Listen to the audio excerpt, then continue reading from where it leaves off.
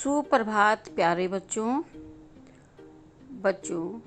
आज की संस्कृत की ई शिक्षण कक्षा में आपका फिर से स्वागत है।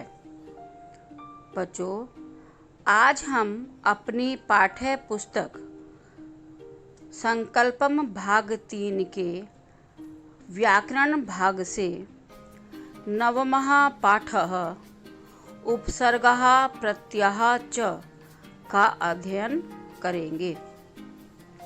बच्चों, उपसर्ग वे शब्द खंड हैं जो निश्चित अर्थ को प्रकट करते हैं, परंतु वाक्य में उनका प्रयोग स्वतंत्र रूप से नहीं किया जाता।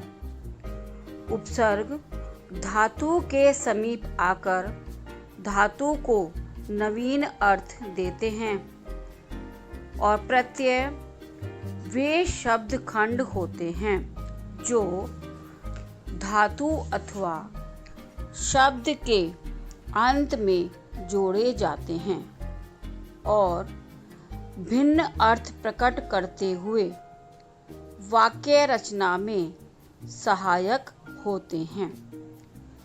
सबसे ज़्यादा प्रचलित प्रत्यय त्वा, ल्यप एवं तुमुन हैं। तो सबसे पहले हम त्वा प्रत्यय को पढ़ेंगे। कर के अर्थ को प्रकट करने के लिए त्वा प्रत्यय का प्रयोग किया जाता है।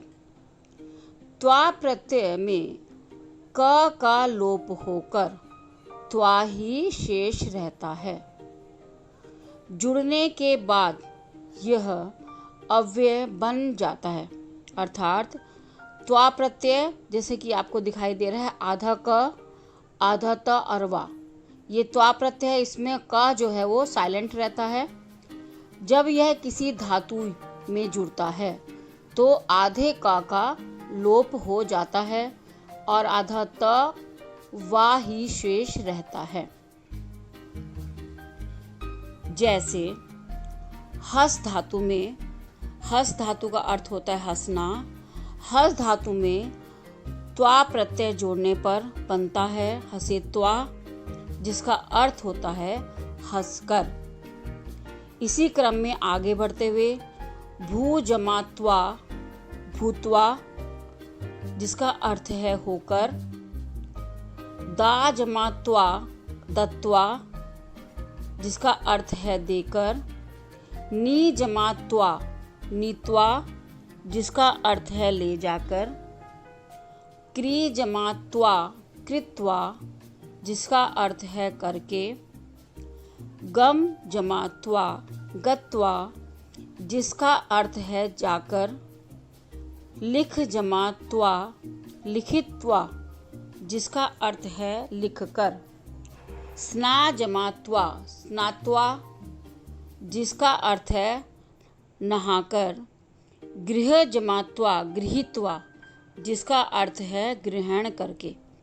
तो बच्चों, ये जो हमने अर्थ बताए हैं ये हमेशा इन शब्दों के सेम रहते हैं, यानी कि जिस धातु में त्वा प्रत्यय जुड़ता है तो त्वा प्रत्यय जुड़ने के बाद जो शब्द बनता है वह एक अव्यय बन जाता है, अर्थात वह एक अविकारी शब्द बन जाता है जिसके अर्थ में कभी भी कोई परिवर्तन नहीं होता है।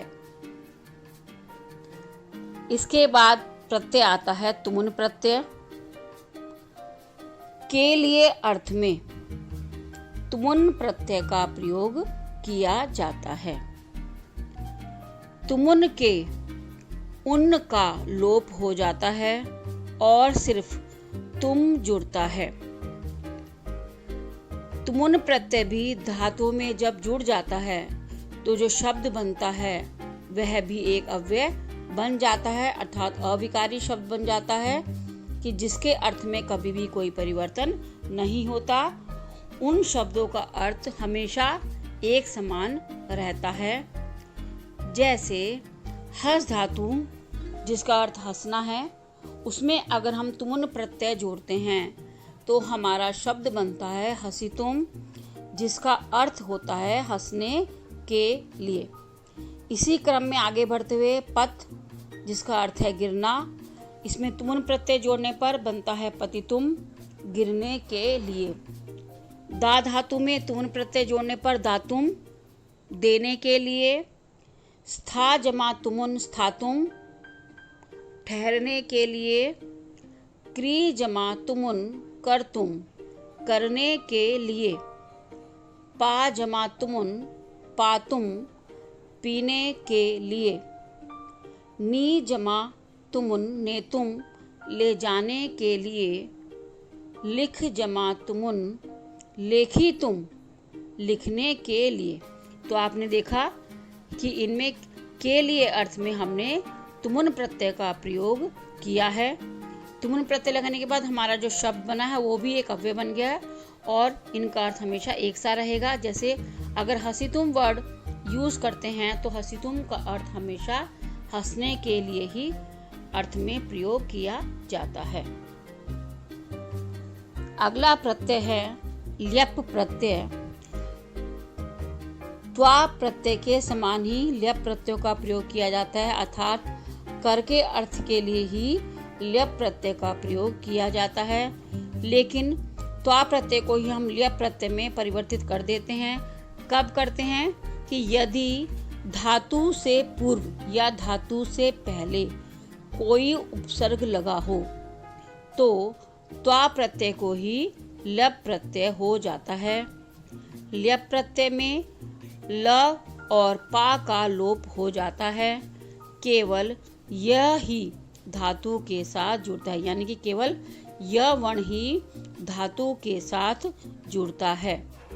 उदाहरण के लिए नी धातु, जिसका अर्थ होता है ले जाना, अगर हम उसमें ल्यप प्रत्यय लगाना है तो उससे पहले एक उपसर्ग लगाना है आ उपसर्ग नी धातु में ल्यप प्रत्यय जोड़ने पर शब्द बनता है आनीय, यानी कि लाकर। तो आपने देखा कि त्वा प्रत्यय के समान ही ल्यप प्रत्यय का यानी कर के अर्थ में प्रयोग किया जाता है। लेकिन ल्यप प्रत्यय हम तभी लगाते हैं जब उससे पहले कोई उपसर्ग लगा हो, अर्थात धातु से पहले कोई उपसर्ग लगा हुआ हो। जैसे आ उपसर्ग दा धातु ल्यप प्रत्यय, यानी कि आ जमा दा जमा ल्यप आदाय, यानी कि लेकर। उत उपसर्ग स्था धातु ल्यप प्रत्यय, शब्द बनता है उत्थाय, यानी कि उठकर। अवसर्ग गम धातु ल्यप प्रत्यय आगत्य, यानी आकर। विउपसर्ग हस धातु ल्यप प्रत्यय विहस्य, यानी हंसकर। विउपसर्ग चिंत धातु ल्यप प्रत्यय विचिन्त्य, यानी चिंता करके।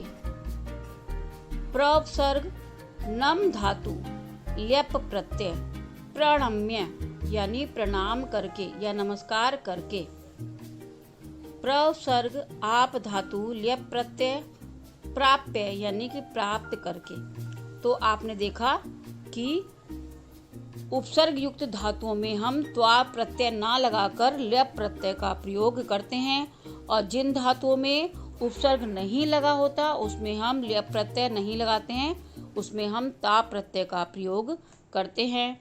दोनों ही प्रत्यय सेम अर्थ के लिए प्रयोग किए जाते हैं, यानी कर, यानी जिस कार्य को समाप्त करके हम कोई दूसरा कार्य करते हैं तो पहले वाले कार्य में हम त्वा या ल्यप प्रत्यय का प्रयोग करते हैं। आशा है कि आपको प्रत्यय अच्छी तरह समझ में आ गए होंगे। इन प्रत्ययों को ध्यान से पढ़ेंगे, वीडियो को 2-3 बार ध्यान से देखेंगे, सुनेंगे और आपकी पुस्तक में दिए गए इन प्रत्ययों का बार बार अभ्यास करेंगे।